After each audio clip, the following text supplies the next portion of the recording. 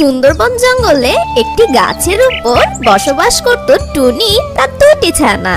আর সেই জঙ্গলে অন্য একটি গাছে বসবাস করত দুষ্ট কাক। আর সে ছিল খুব অলস। সে সারাদিন বাড়িতেই বিশ্রাম নিত আর জঙ্গলের আশেপাশে যে খাবার পেত তাই খেত।